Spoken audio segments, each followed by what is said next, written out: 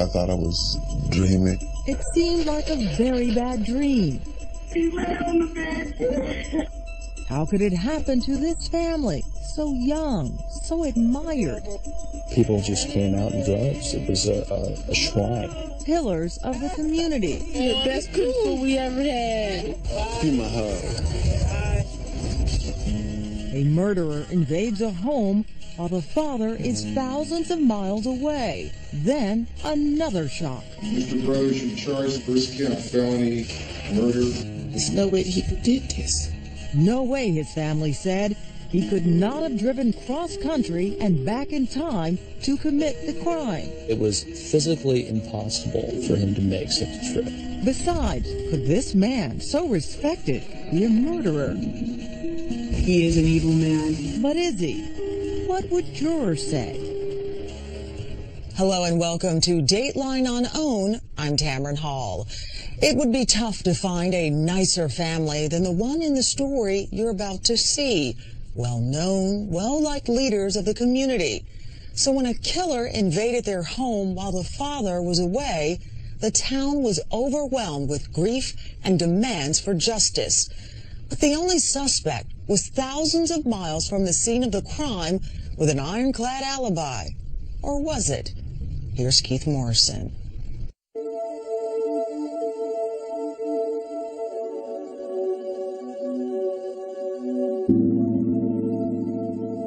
They say people reinvent themselves when they come to California.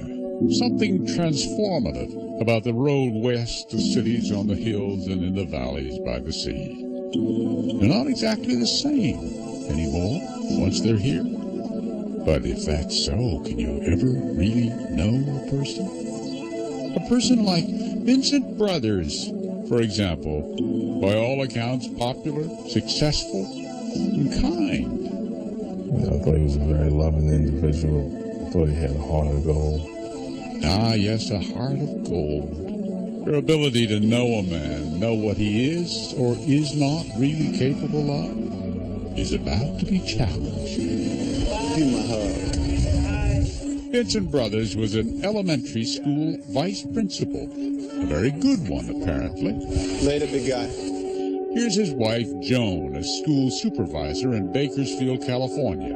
Joni was the sweetest, most gentlest person you'd ever meet. They had 3 kids.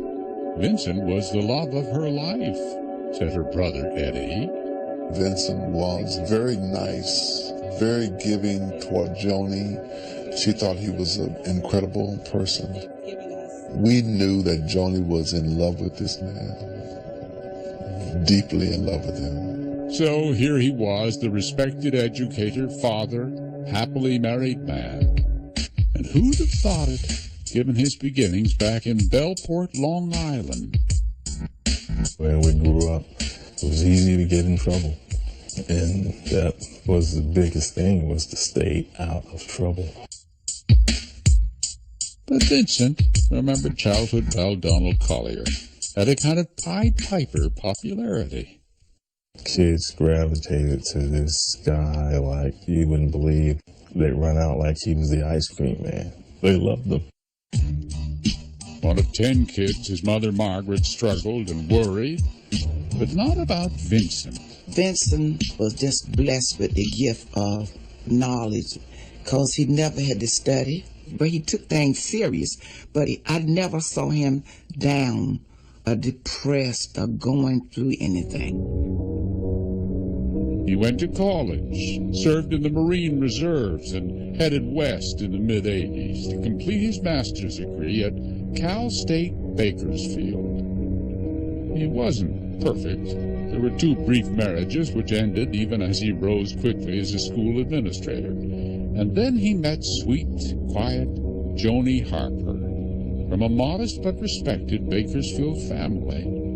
Joan's mother, Ernestine, was an outspoken community activist who most recently had been working with the defendant in a high-profile murder case. My mother's main work was helping those defendants who were unjustly accused. She was fearless. Joni had been a gifted athlete, a star basketball player, but her real passion, like Vincent's, was helping children. She loved working with children. She was also a Division I women's basketball official. And yes, she was multi-talented.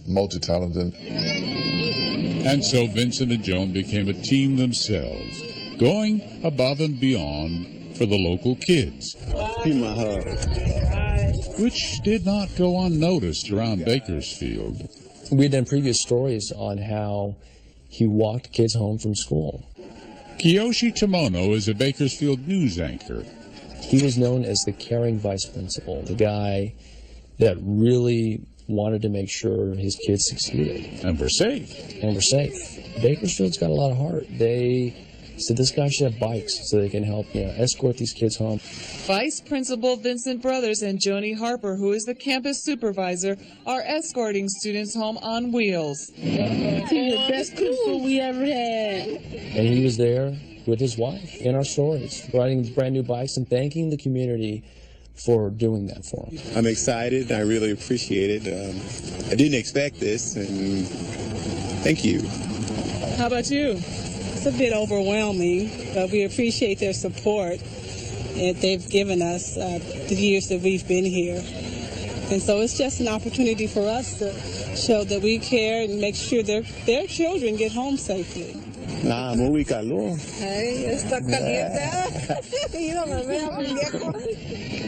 He's kind of like a neighborhood hero. Absolutely. Was a pillar in this community. Their son, Marcus, was born in 1998, and to the relief of Joan's family, the two married in January 2000. And this is where we would like to have used the words happily ever after. But of course, that's not why we're here. Things happened. The first thing was Vincent's odd disappearances. He would leave for 3 days, wouldn't say where he's going. He'd come back and Joni could not question his whereabouts or who he was with or what he was doing. And so that behavior was extremely strange. They fell out of love. They divorced. They fell in love again. They had a daughter, Lindsay. Joni said her brother worked very hard at this. But Joni wanted her children to have a father. She wanted it to be husband and wife. That was her main concern, that he was really involved in the children's life. And it seemed that Vincent wanted that too. He began a study program with a local minister. And in January 2003, he and Joan secretly remarried. And 4 months later, their third child, Marshall, was born. Seeing him change, watching him how he was with the children, and he was, in all intent and purpose, very good. July 4th weekend, he took a break, flew east to Ohio to visit his brother Melvin.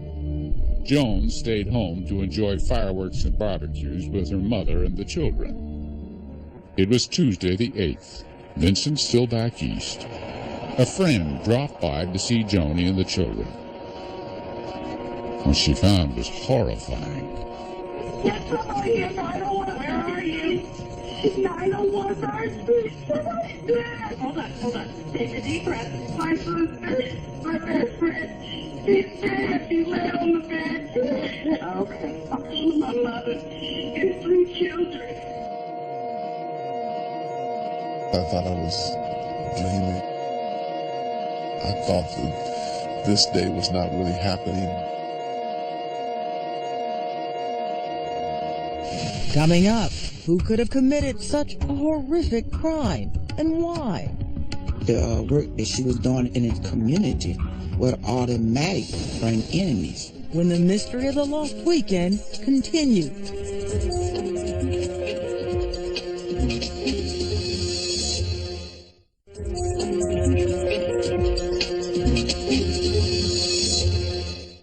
Welcome back to Dateline on OWN. I'm Tamron Hall.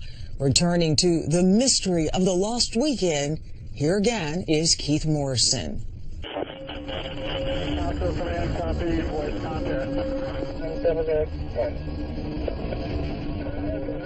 The news about what happened over the July 4th weekend at the Bakersfield home of Vincent Brothers and Joni Harper was delivered in pieces, like shrapnel, to Joan's brother Eddie.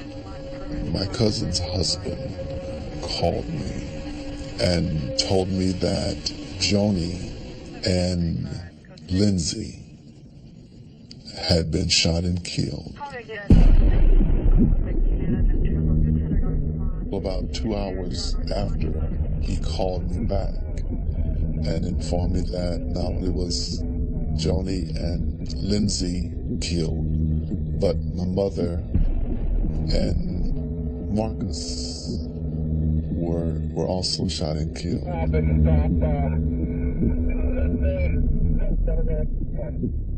He called me back the third time and told me that they had found Marshall and he too had been shot and killed.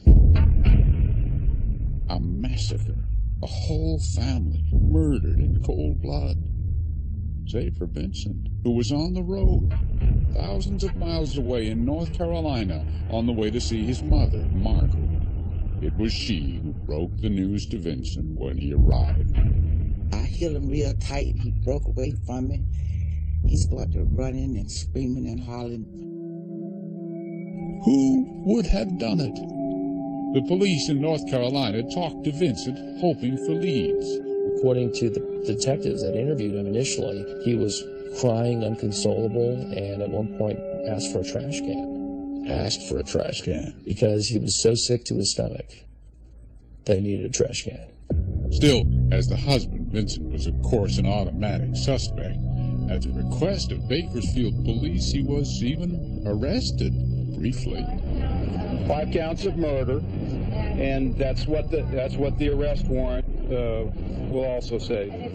Within hours, Bakersfield police announced that North Carolina was releasing him, and he was free to return home.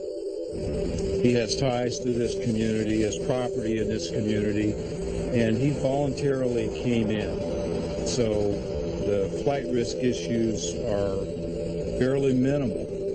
Where is he now? He's free. What's the phrase? Person of interest. Anyway, when he got back to Bakersfield, Vincent Brothers entered a kind of limbo. His family was dead. He was now famous for the worst of reasons. And the town was nervous. You know, we have heightened our police patrols in that particular neighborhood because we know there's a heightened sense of concern in that neighborhood. A terrible criminal might still be in their midst. But who? And why, of all people, them? Why the whole family? Why little children? Why a baby? People just came out in droves. For several days, it was a shrine outside the home. We've never had a tragedy such as this, so it has a great impact on all of us. Well, I'm singing hallelujah, hallelujah, hallelujah. Then it was over. The dead were buried. Anxiety about the possibility of a serial killer in town began to fade. The police couldn't find the murder weapon. And for all the chaos and carnage of the scene, forensics provided no real clues. But there was Vincent. This is kind of classic. You know, they look towards the people that know these people first and then move outward. Yea, though I walk through the valley of the shadow of death. Still, Vincent was certainly an unlikely suspect. After all, wasn't he thousands of miles away in Ohio when his family was murdered? And anyway, he was a respected and by all accounts gentle man who loved his family. A murderer of his own kids? Impossible. Later, big guy. My mom, my dad, they was like, let's don't do nothing like that. No. There's no way, Vincent would do something like that. Joni nor my mother ever talked about him having a bad temper. I talked with him after the funeral, and he told me, Eddie, I was not there. I did not do this. Maybe Vincent's wife and children weren't even the intended victim. Maybe the target was actually Vincent's mother-in-law, Ernestine Harper. After all, as a community activist, she'd been working closely with some very rough characters, including murder suspects. My mother helped anyone. Her car was not off limits. Her house was not off limits, nothing. The work that she was doing in the community would automatic bring enemies, you know. I know my son had told me years ago that Miss Harper was very nervous and always had fear somebody was going to break in her house. Had Ernestine Harper opened her life to the wrong person? Vincent's mother-in-law was a woman who worked with gangs and dangerous people hung around. Were any of those leads considered to be, possible early on? I don't know if they were thoroughly investigated. I don't think they ever presented evidence that they were. I think the police did look into that angle. No, police seemed to feel that Ernestine's contacts were a dead end. A year went by. The investigation cooled. And then, quite suddenly... You're charged in the first count felony murder. You further alleged there was a multiple murder. Coming up, prosecutors reveal a whole new side of Vincent Brothers. Every time I get up, he would hit me. When the mystery of the lost weekend continues.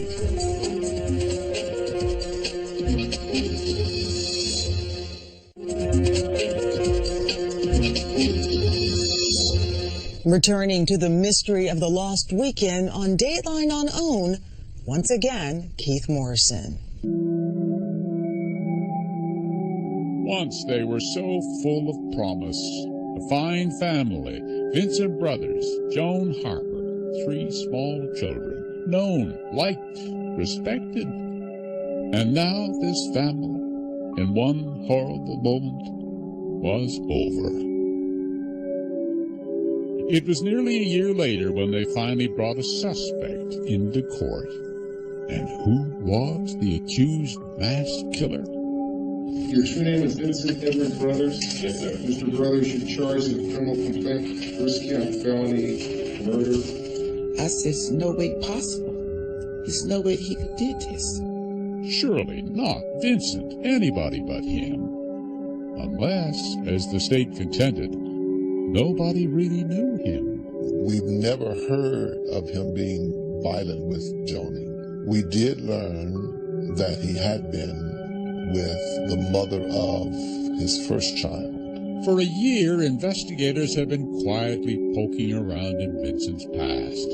They found a former girlfriend, Shan Kern. Once upon a time, years before he met Joan, the two had lived together when both were studying at Cal State Bakersfield. I was in love with Vincent. I loved her. I admired him. Shan was the mother of his first daughter, Margaret, born in 1988. That year, Shan said she filed charges against Vincent for assaulting her after she confronted him about one of his unexplained disappearances. I had a little slippers on, and I had a little fuzzy slipper, and I picked that thing up, and I said, Vincent, you can't treat me like this. Man, when that slipper hit him, he just, boom, boom, boom, jumped on me and just started beating me like he didn't even know me. Like he didn't know me. Just kept, whah. Every time I would get up, he would hit me. And he could turn on a dime. Just like that. And when he did that, he was capable of what? Anything? A complete different person than what you were really dealing with. And just had this most evil face. Scared the living life out of me. Vincent spent several days in jail after that incident. Two sides to every story, of course. Vincent continued to deny he attacked Shan. In fact, he claimed there was a time when she went after him with a gun and a knife. but she was cleared of those charges. But one certain thread police were discovering was Vincent's penchant for other women. Did he cheat on you? Oh, yeah, by far, yes. Vincent's disappearances turned out to be covers for serial infidelity.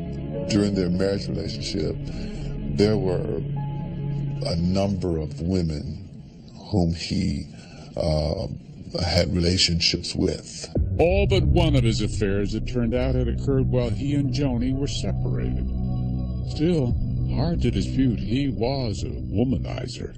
Sometimes you're not ready for the relationship you get into. That's what happened with Vincent, you know. Sometimes we don't mature. But of course, just because he cheated on his wife, it certainly doesn't mean he killed her and his mother-in-law and his 3 children. Besides, wasn't he thousands of miles away in Ohio the weekend of the murder? Didn't make any sense. Unless he was in both places that long holiday weekend. In the year since the murder, Bakersfield investigators had worked hard to piece together that very case.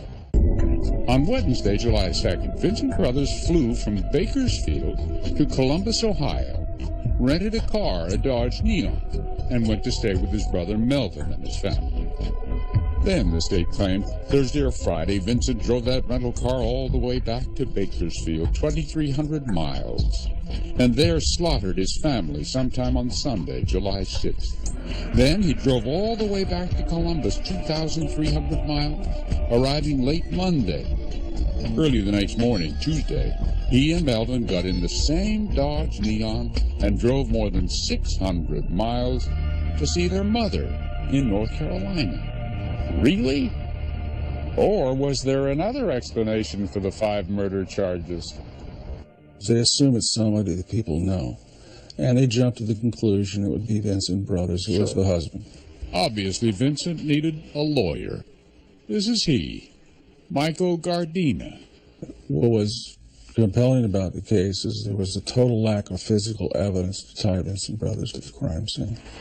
And, said his lawyer, Vincent could offer solid evidence he had been in Ohio with his brother Melvin and his family the entire holiday weekend. The family first saw Vincent Wednesday night when he arrived.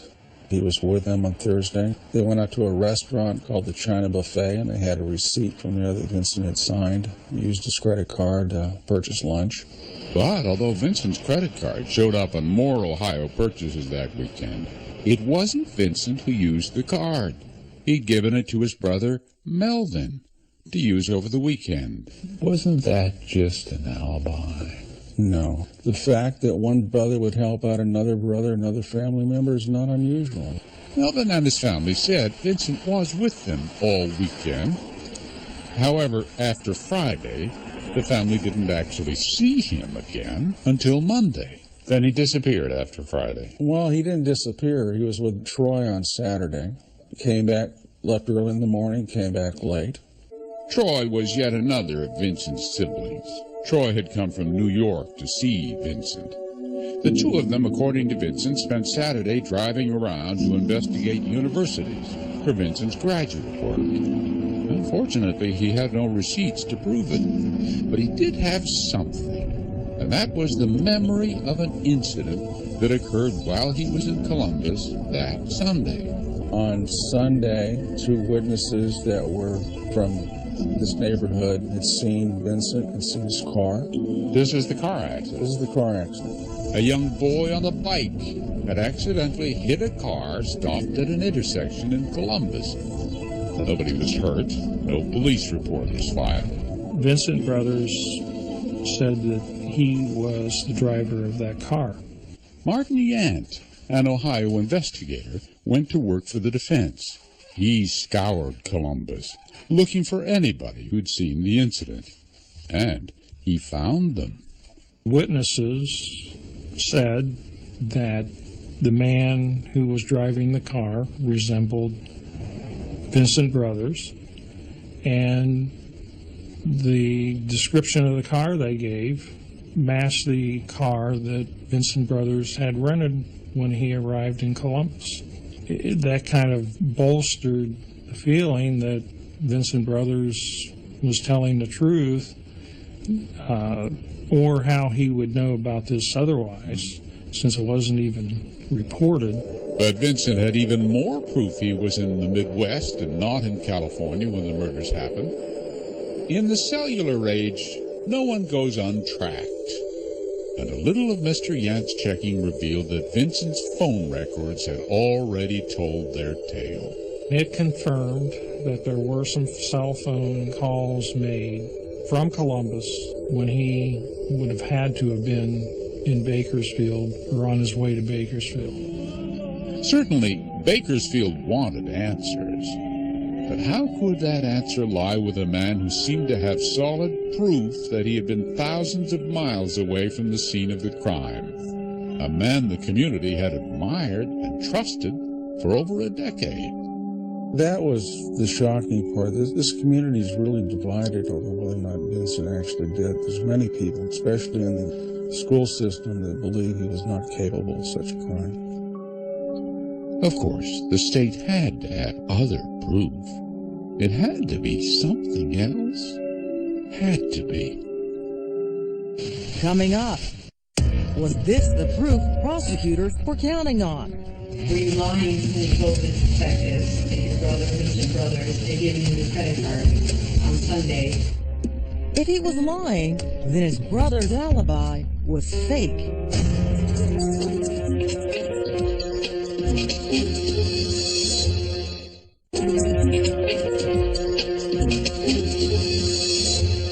Welcome back to Dateline on OWN. I'm Tamron Hall. Here again, Keith Morrison. We can only guess now at the terror in this house. 2 women slaughtered, 3 little children, an infant exterminated. And now, 4 years later, the state was finally ready to claim in court that Vincent Brothers, popular educator, school vice principal, had driven across the country and back to obliterate his own family. Was any motive mentioned? The motive, even all the way down the road after all the investigation, even to the prosecutor, still wasn't entirely clear. The scorned former girlfriend felt Vincent Brothers needed no motive at all. There's something wrong with his personality where he just flips. He will flip and he will not. He's still Vincent, but he's just this evil Vincent. It was like this evil one is good one is evil one. It was just 2. Prosecutor Lisa Green contended Vincent was lying when he said he spent the entire fateful July weekend in the Midwest. Oh, the state agreed Vincent did arrive at Columbus Airport on Wednesday, July 2nd. Here was the airport video proving it. But Vincent's rental car during that very weekend racked up enormous mileage. Enough, in fact, for a trip to Bakersfield and back. The total mileage driven between July 2nd and July 11th date of 5,424 miles. Is that right? Correct. The prosecution then offered a truly creative piece of investigation direct from the land of CSI. Just little fragments of insects. Bug experts examined the grill of Vincent's rental car and found there scores of dead insects. Mute evidence that told a remarkable and damning story. We were asked to look at a radiator and an air filter to see what kind of insects we could find and see if we could tell where they were from. The question was whether it had been in the western part of the country. So, where did those shredded bits of bug encounter Vincent's rented Dodge Neon? The areas of distribution of these foreign insects consistent with a person traveling west on Interstate 70? Yes. In other words, the bugs the Neon collected lived out west on the road to Bakersfield. And Vincent might have had time to make the round trip from Columbus all the way out here and back again, but only if the state could impeach his alibi witnesses, his brother Melvin and family. In fact, said the prosecutor, Melvin had given several versions of his dealings with Vincent that weekend. First, he'd waffled on the day Vincent gave him his credit card. Was he trying to cover for his brother? Were you lying when you told the detective that your brother Vincent had given you the credit card on Monday, July 6th? I was lying. Were you lying when you told the detectives that your brother Vincent Brothers had given you the credit card on Sunday, July 6th? Yes. She painted him as a liar, as somebody who couldn't be trusted, that his testimony couldn't be trusted. And he was flying out that weekend. The state even implied it was Melvin, not Vincent, who signed the credit card receipt for that Thursday night family dinner in Columbus, which would give him an extra day, assuming that Melvin is lying about his presence there. It would give him an extra day and more time to get across the country. And if Vincent had given Melvin his credit card for an alibi, did he do the same thing with his cell phone? The one that seemed to prove Vincent's presence in the Midwest, far from the crime scene all weekend? So, if he'd given away his credit card, he could well have given away his cell phone also. That's what she was implying. It was clear the prosecution wanted to destroy any credibility Melvin had as an alibi witness. In fact, in different interviews over the years since the crime, Melvin said, he saw Vincent at his home sometime Saturday. Then he said he saw him on Sunday. His story kept changing. And now, in court, Melvin told the jury he didn't see Vincent from Friday night until late Monday. Would the truth be that you have no idea what time your brother got home? Like I said, it was Monday. I don't know the exact time. I mean, how do you want me to answer it? You want me to say it was 12? I said, I don't know. I don't know exactly what time it was.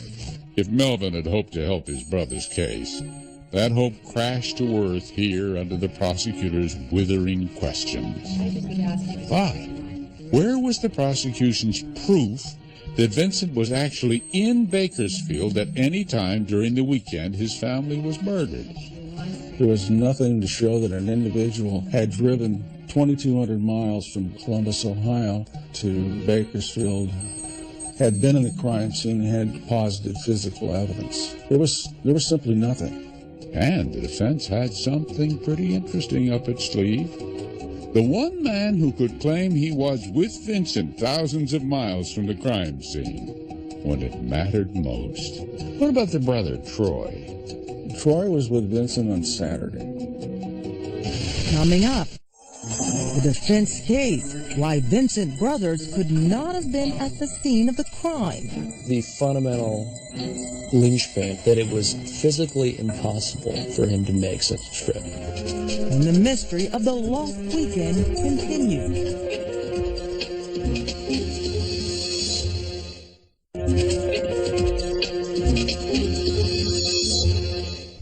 Welcome back to the mystery of the lost weekend. Once again, Keith Morrison. Three children. What's your sister's name? Joni Harper. Joni Harper. Ma'am, I'm going to get an ambulance over there, okay? Okay. Vincent Brothers was on trial for the savage slaughter of his wife, his mother-in-law, and his three youngest children. You know who might have done this? No, I don't. And prosecutor Lisa Green was holding nothing back. Vincent Brothers killed his 6-week-old son, Marco. She's a take-no-prisoner sort of prosecutor. Pretty much. So the Harper family would have gotten home around 2 o'clock. But the prosecutor offered little in the way of motive. No life insurance, no threatening lover, no why. But now, here was the defense that carrying out that terrible plan would have been simply impossible. The evidence will show that it was, and it remains physically impossible for Vincent Brothers to have committed these crimes. Let me repeat that. It was physically impossible for him to have committed these crimes. Remember, the prosecution alleged that Vincent drove almost 2,300 miles Columbus, Ohio to Bakersfield, California, committed those gruesome murders, and then drove all the way back again. How could he do it? By averaging 70 miles an hour without stopping or sleeping the entire way. A defense expert on fast driving. I wouldn't expect 70 to be something you can average cross-country. It would be very difficult at best. You can't change the physical impossibility of the drives as testified to by the engineers. You can't change the mechanical composition of the car that was rented. This is not a car that can go at speeds of 100 miles an hour for 2,200 miles without stopping for gas. It's the stuff that makes you go, wait a minute, is this even possible? That was the fundamental linchpin, if you will, of the defense in this case, that it was physically impossible for him to make such a trip. But hadn't the man from the rental car company testified the car had indeed driven over 5,000 miles on the weekend? Well, yes. But that very prosecution witness had to admit that his company's mileage records were not always very reliable. So there can be many scenarios where bad knowledge would be intentionally entered into the computer. That is correct. They make mistakes on mileage all the time. All the time. And the defense elicited the fact that the rental car attendants, when they get the car back, don't actually physically look at the odometer. They just put down a number, basically, to check it back in and get the person on their way. And as for those specifically Western insects the prosecution found splattered on the Neon's grill, those bugs, it turns out, have been found in the Midwest, too. And what circumstances would they be found outside their areas of distribution? If they are dispersed, in some unusual fashion. They hitch a ride on a truck, for example. Possible. Then there was the whole question of timing. For the prosecution's theory of the drive time out here to Bakersfield and back to work, then Vincent would have killed his family on Sunday, July the 6th. But the defense pathologist testified those murders happened much later, perhaps as late as Monday morning. And if that were the case, then Vincent certainly could not have done it. Remember, Vincent's brother Melvin and his family had offered various accounts of Vincent's sightings over that weekend, making it impossible for him to have committed the crime in California. But the prosecution had worked hard to prove that Melvin in particular was lying. But was he?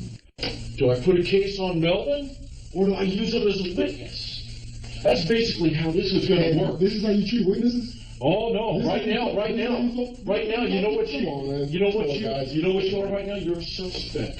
I'm a suspect then. Okay, you want to play hardball? I'm not playing hardball. No. Or had police used overly harsh methods to get Melvin to change his story? Did they want you to change your testimony from Friday to Thursday? That is correct. Did they threaten your family? Yes. How did they threaten? That they was going to lock my wife up, me up, put my kids in a home. They said, the nice house you living in, you won't be living in that no more. That nice vehicle that you drive, it will be gone. Did you break in and cry? Yes, I did. The police scared the hell out of him, so he changed the story and backed off. The defense presented the interrogation tape. You don't want to go down with your brother, pal, because ain't nothing more serious than this. Nothing. Except maybe what Hitler did.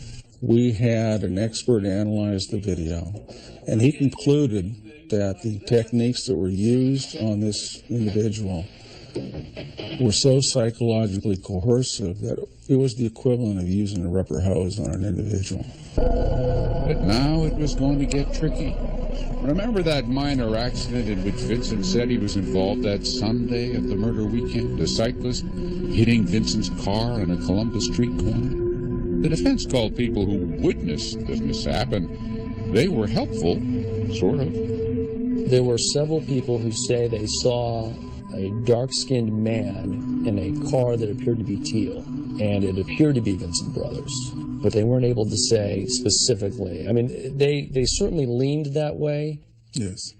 Which meant it was quite a surprise. when the prosecution suddenly put up a witness who told a completely different story about that little accident. In fact, said car dealer Tamba Levy, it wasn't Vincent who had the accident, it was him. As soon as I started moving, this little boy came with his bicycle and hit me on my side of the car. Quite a shock to the defense, given that Levy, before the trial began, actually talked to the defense investigator. He told our investigator that he had nothing to do with it. He had never been there. He doesn't drive that car. In fact, he said he didn't even own that car. He had sold it to somebody else. Mr. Levy did not fit this physical description of the defendant or the description given by the witnesses at the scene. We have no idea why Mr. Levy did what he did or said what he did. Who to believe? Waiting just outside the courtroom was Vincent's ultimate alibi witness. His brother Troy, who had already sworn the two of them spent the bulk of that murder weekend together, thousands of miles away from the crime. Well, now was Troy's chance to come into the courtroom and tell his story. And then? He did not testify. He didn't show up. Did not show up. He was actually in the courtroom at one point. We all saw him. But then there was a lunch break, and he was supposed to be called, and he never came back. The courtroom was buzzing. Why had Troy disappeared? The defense maintained it was a conscious decision, finally, not to have Troy testify. Troy was the only member of the family that did have a felony record, and that influenced our decision because we hadn't put no one on the stand who had a felony record. So you put Troy on the stand, he gets impeached by the prosecution, right. Your whole case looks a little shaky. And, yeah. Instead, the defense made a risky move. Risky, but maybe crucial. Why did you decide to put Vincent Brothers on the stand? He was very adamant about the fact that he was not involved, that he loved his children, he would never do this to his children. And I think that's something the jury needed to hear. Coming up, Vincent Brothers tells his story. I told her I love her. Would the jury believe him? The mystery of the lost weekend continues.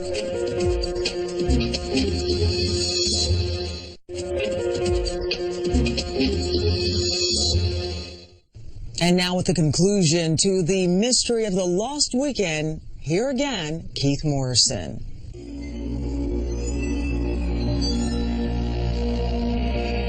If there is anything on this earth we can call true evil, then surely it would apply to Vincent Brothers, a man who slaughtered his whole family.